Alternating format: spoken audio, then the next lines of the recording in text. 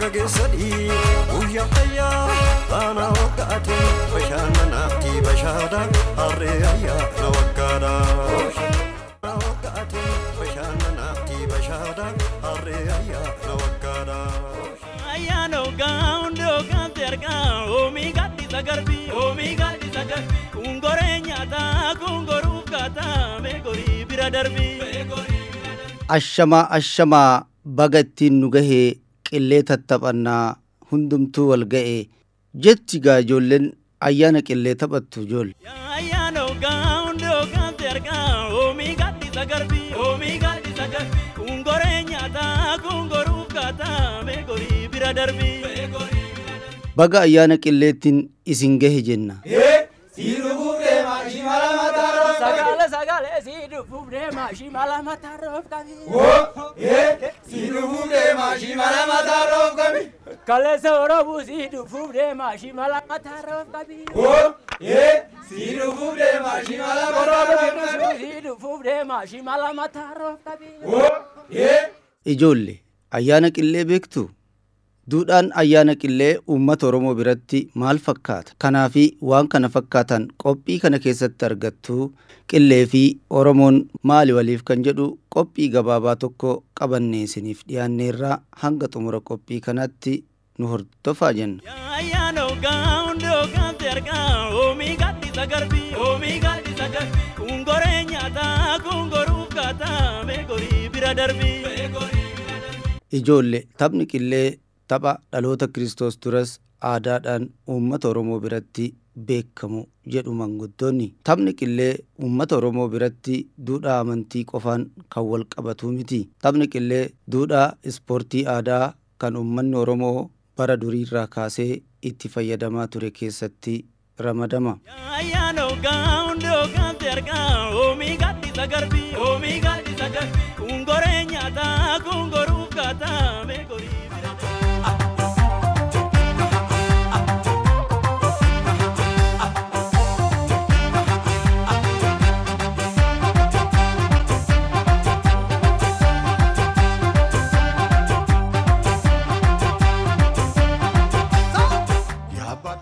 Ijoollee taphni qillee durumaayyuu uummata Oromoo biratti kan beekamudha. Taphni qillee kaayyoonsaa tapha bashannansiisaa ispoortii aadaa kan moo'ates inni moo'ames injifannoo tooftaa taphaa fi cimina qaama irratti kan hundaa'e malee waan biraa of keessaan qabu takkaahuu wal dorgommii wal miidhuuf ta'u miti. Wal dorgommii bashannanaaf ta'u kan fedhiidhaan namni taphatu. Duudhaa uummata Oromoo keessatti ijoolleen waggaa 12 olii akkasumas dargaggoonni akkasumas ga'eessonni tapha qillee kana waggaa waggaatti yeroo ayyaana qillee yookaanis ammoo ji'a muddee keessa ni taphatu. Ayyaana ogaa hundoogaa sergaa oomisha sagarbii oomisha sagarbii kungoree nyaataa kungoruuf kaataa beekorii bira darbii. Ani maqaan koo Biiniyaan Biraanuu jedhama. Baga ayyaana qilleetti isin ga'e hunda keessaniif. Amma dura taphattaniirtu si carraan kun si ga'ee taphni akkana kana dura. Nageen beeku. Barana jalqabe. Umriin kee beeka amma? Umriin kiyya 14. 14. Taphachuu ni danda'a jechuun namni waggaa 12 olii. Maqaan kiyya Baay'isaa Baqqalaan jedhama. Ijoollee Oromoo hundaa fi ayyaana qilleetiin baga isin ga'e baga geechan jechuun barbaada. Tapha qillee akka inni beeku taphni qillee aadaa Oromoo keessattis tapha beekamaadha. Inni isarra darbee immoo taphni qillee aadaa seeraa fi seera mataa isaa danda'e qaba. Akkuma kubbaa miilaa sanitti seera mataa isaa qaba. Zimmeedhamee yookiin cal jedhamee hin taphatamu. Inni biraa immoo kan eegan tokko yookiin taphataan tokko taphataa biraatitti rukuteetoo yookiin akkana garagaree taphatamuu hin danda'amu. Taphataan gara dakaa ol dabatu tokko garuma akkanumatti dhaa kan garanaas taphatu immoo akkanumatti dhaa malee irra garagaree yookiin akka sootaalee akkana utaalee taphatuu hin danda'amu jechuudha. Akka waliin rukunni akka waliin kun buruuriin kun nama rukunni akkamitti waliin abdaan eegan meenatti. Akka eegani gareen taphataa gara gadii sun fi gareen taphataa gara olii kun walitti hin makamanu gara ta'u. Akkatti wal eegu waan ta'eef garanumatti amma garanaa ol taphatu garanumatti taphata garanaas taphatu garanumatti taphata waan ta'eef rukutuu hin danda'u jechuudha. Tole mee kan bukiin kun maal jedhama? mukni kun ulee qilleettiin taphatamu ulee jedhama. Muka okkoo akka jallatee jiru isarraa tolfama jechuudha. Buruurii sunis mukarraa qophoofte? Issi kun mukarraa tolfama. Maqaan isaa buruurii jedhama. Kuni kan ittiin taphatamu mukarraa akka kubbaatitti tolfama. Kan uummanni Oromoo bara durii yookiin aadaa durii darbeerra ittiin taphachaa turedha. Buruuriin kun maqaan isaa buruurii jedhama. Kun immoo ulee jedhama. Muka okkoorraa kan tolfamudha. Mukoota garaagaraatirraa tolfama. Kan qilleettiin ittiin taphachaa turan abbootiin keenya jechuudha.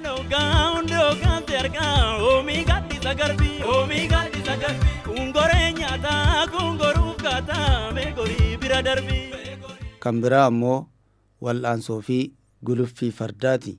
Ijoolleen Oromoo keessattuu gaammeen lammaffaan taphoota adda addaa keessatti ni hirmaatu. Gombisa fardaa taphachuudhaan guluffii fardaa yookaan garmaama fardaa keessattis ni hirmaatu. Tapha qillee keessattii fi tapha saddiiqaa keessatti ni hirmaatu. Kaayyoon tapha qillee hamilee ni danda'a jedhu nama keessatti uumuudha. Kana ilaalchisuudhaan aaddee Faanayeen waan jettu qabdii. Taphni qillee garee lama qaba. Garee tokko 10, garee tokko 10. Sagal taphataadha. Ispoortiin aadaa gosa baay'ee jira. Naannoo ispoortii 11ti. Ispoortii 11 keessaa taphni qillee isa tokko. Taphni qillee isa tokko. Taphni qillee mootiyyuu waggaatti al tokko qofa gaggeeffama. Al tokko qofa gaggeeffamuun kun xiqqoo duubatti akka ispoortii ammayyaa sanitti akka yeroo baay'ee hin hojjetamne waan gosaa jiru. Kanaaf piroojeektii qabannee oduu hojjenne waan jedhu kana mari'annee irratti hojjechuudhaaf karoorfannee jirra. Garee tokkotti taphataa 10 kan hirmaatu. Kurnan keessaa tokko goolii eegaa ta'a. 9 taphatanii waliigalatti nama 20 ta'aniit dirree tokko seenan. Nama 20 9 taphataa ta'anu namni tokko goolii eegaa ta'a jechuudha. Qilleen ispoortii aadaa keessaa isa tokko waan ta'eef yeroo mara ijoolleen gaammee yeroo hundaa ispoortii ammayyaa kana ispoortii aadaa kana ammayyeeffatanii akka ammayyaa godhanii akka taphatanii fi akka shaakalan dhaamsa dabarsaaf.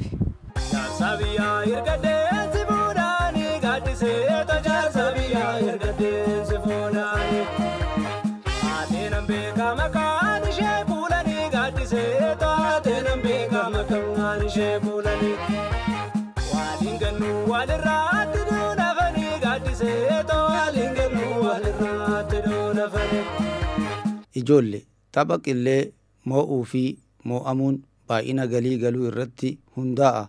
Naamusa tapha qillee eeguunis dirqama lammummaati.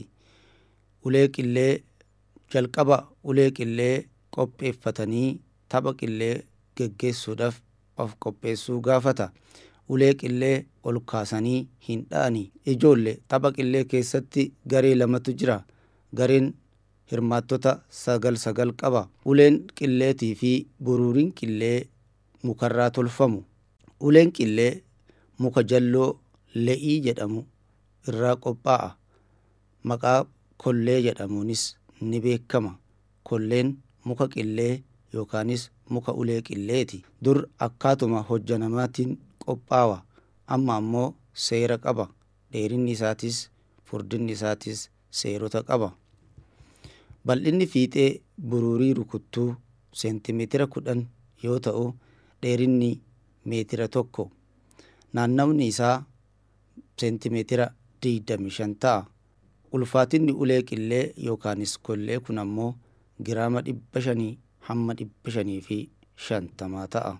Kubbaan buruurii ulfaatinni ishii giraama 100 yoo taatu naannawni buruurii tanaa ammoo seentimeetira 25 hamma 30 ta'a.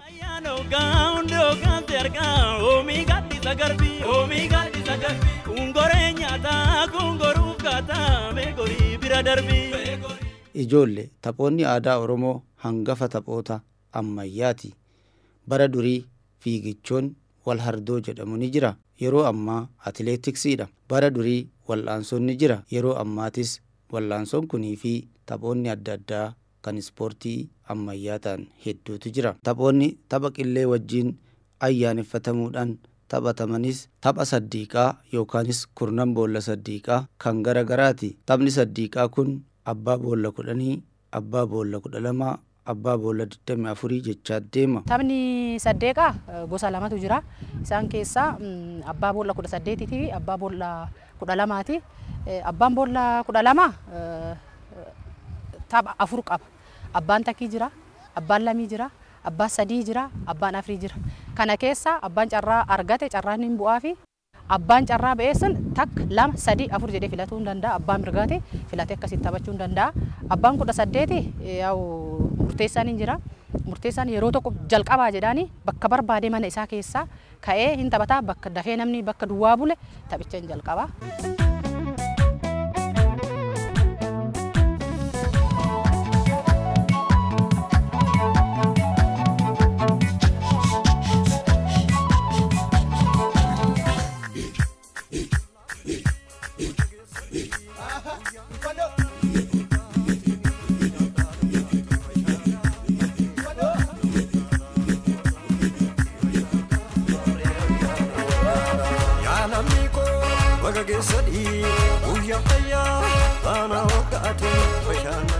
Kan biraa qillee taphachuu fi gombisa fardaatiin wal dorgomuudha.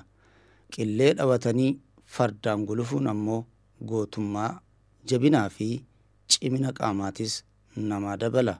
Kanaaf ijoolleen Oromoo tapha keessatti hirmaatti. Gulufni farda sharxii fi gugsii jedhama. Gugsiin nama lama lamaan dorgomanii isa kan tokko ari'aa tokko ari'amaa ta'ee taphata. Kan sharxii garuu direct nama 8 haa ta'u 10 haa ta'u akkuma namni achitti dhiyaatetti yeroo tokko gadi dhiisanii abbaan mo'atee dursa ba'e sharxii in injifata. Gugsiin garuu ari'aa jedhamee wanna jedhu isarraa namni mo'ate abbaa geebaa ta'a jechuudha. Wal'aansoon illee kaataagorii 5 qaba. Kaataagorii 5 san bakka 5 47 qaba. 47 5 itti dhaabaa deema. Kunniin illee jira. Kan biraa tapha aadaa keessaa eeboodha. Darbannaa eebooti. Darbannaan eeboollee gosa ispoortii aadaa keessaa isa tokko.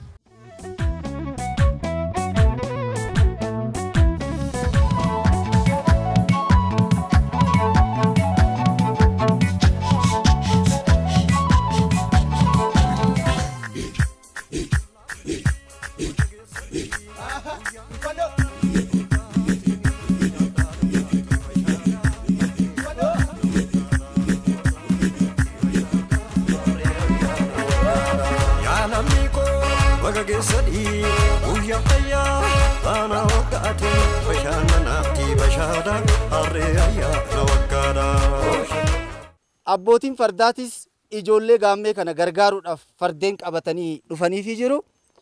Guyyaan guyyaa ayyaana qilleeti baga isiniin ga'e jenna. Anillee mee farda kanarra ol koree laalu.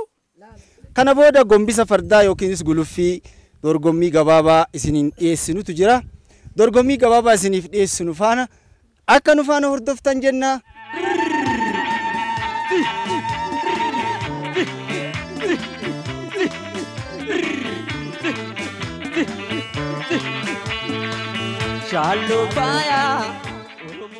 Qillee dhabatanii fardaan gulufuun aadaa uummata Oromoo keessattis beekamaadha. Dargaggoonni tapha qillee dhabatanii fardaan gulufuun cimina qaamaa fi hamileeti.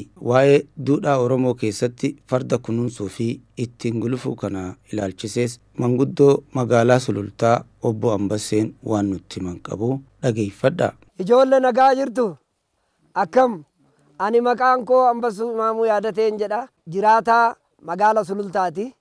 Ganda Walee Lubee. Abbaa Umariin jedhama. Abbaa farda booraa. Fardan jaaladhaa dur fardaanan taphadhaa. Kanaafuu ijoollee waa'ee fardaa isinitti himu. Fardi tokkoffaa yoo namni wal dhabe araara dhaqa ittiin nama araarsan. Gaafa malkaadhaan bu'an ittiin irreeffatan. Ijoollee fuudha feeruma kan geettii ga'u fardaan geettii ga'a. Ijoollee fardi waan baay'eedhaaf qoricha. Fardaan jalaayis dheechanii baan ari'aniitis hin qabaniin. Fardaan diinallee ittiin ari'anii qawwee gachisiisan. Qawwee fudhatee xabbaa qawwee ta'a. Fardi hoomanumaa ejjete. Sa'aatiidhaan harkaan lafaadha. Abbaa rafe hin dammaqsa. Hootana haati manaa kaatet abbaa bulee yoo ta'e bulee abbaa booraa yoo ta'e boora jettee waa jalatti darbiti. Gorboosaa keessatti waa qicciif garbuu qicciif garbuu nyaata. Hoo xuraa immoo hoo haati manaatillee qayee jiraachuu baatte abbaa warraa diidaa hoo gale ilma jabaa hoo qabaate intala jabduu laga buusanii dhiqan. Dhiqanii miidhagsan hookaan abbaanuu farda ofii laga koorarraa hiikee dhiqee miidhagsee eegee yoo gonoggonee gombisaan oole eegee hiikee fi qulqulleessee miidhagsee fardaaf qotiyyoo ilma hangafa horasiisa. Dura qotiyyoo ittiin qotatu hoo kenneef inni jabaatee qotuu guunnan farda bitaaf niitii kadhataaf ittiin fuudha. Ijoollee ittiin fuutanii farda sirriitti warra keechaniifis ofii keechaniifis fardi waa baay'ee qaba. Fardi baree obboleecha gootati fardi asii wacaaletti gala salaaletti gala gumbichutti gala yaabbatanii makiinan tabbabaati hin baatu motorri tabbabaa hin baatu meedaa keecha bichaa kaata humna namaati fardi. Fardi waan guddaa qaba. Dur gizee wanni hundi mijatin fardaan duulanii fardaan waan hunda xalaata ofirraa kuffisanii mirga fudhatanii galan. Abbaa daaleetitu mirgaan gale, abbaa odolchaatiin mirgaan gale, abbaa gurraachatiin mirgaan gale jedhan.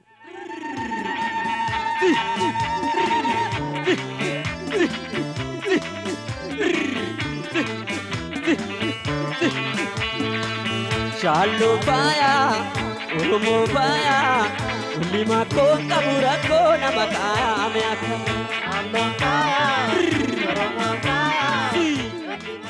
Ijoollee fardi duudhaa uummata Oromoo keessatti qooda guddaa qaba.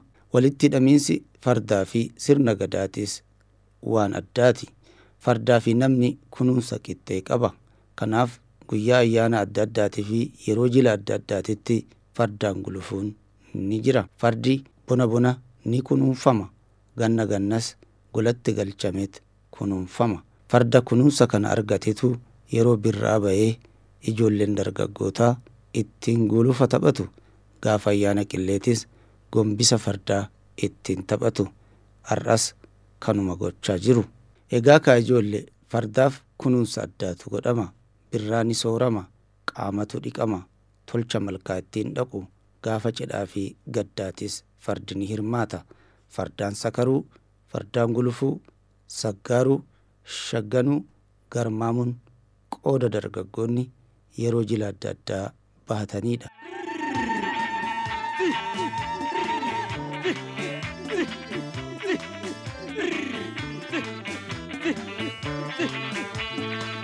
Shallo baya, Oromo baya, ulima kota burako nama kaya me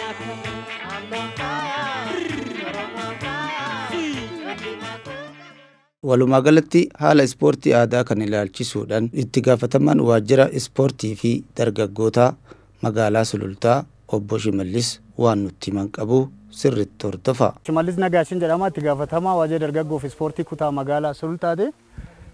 Nuti har'a ayyaana qillee kana sababeeffannee qophii gaammee kana kan dhiyeessineef ispoortii aadaa irratti xiyyeeffannee kan hojjennuuni.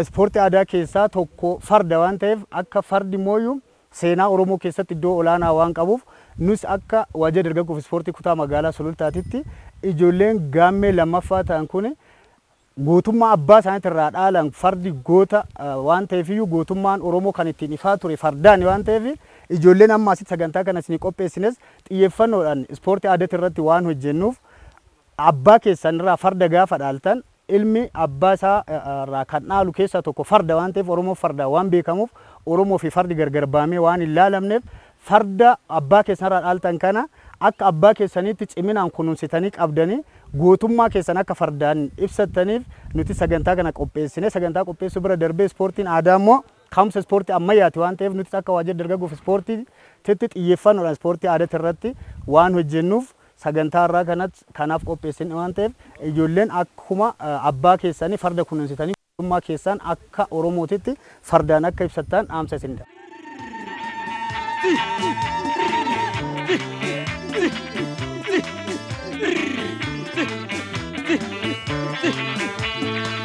Shallo baya, Oromoo faaya ulli makkoo qabu rakkoo nama kaame akka amma Oromoo faaya.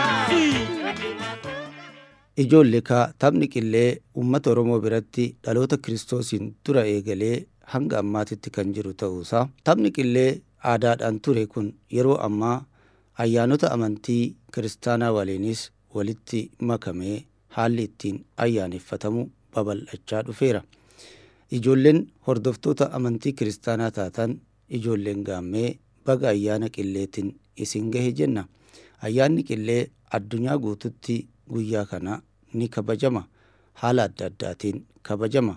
Faranjoota biratti Kirismaas jedhamuudhaan beekama. Uummata biyya keenyaa biratti ayyaana gannaa jedhamee beekama. Uummata Oromoo biratti ammoo qillee yookaanis ayyaana qillee jedhamee beekama.